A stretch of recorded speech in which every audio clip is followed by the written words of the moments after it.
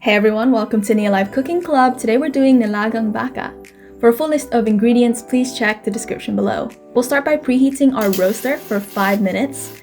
You can see the dancing beads, so it's ready to add our beef brisket chunks, and we'll cook this for 3 minutes until brown.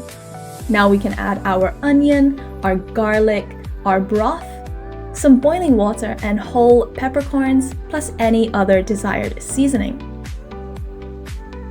Don't forget to like and subscribe for more cooking videos from us.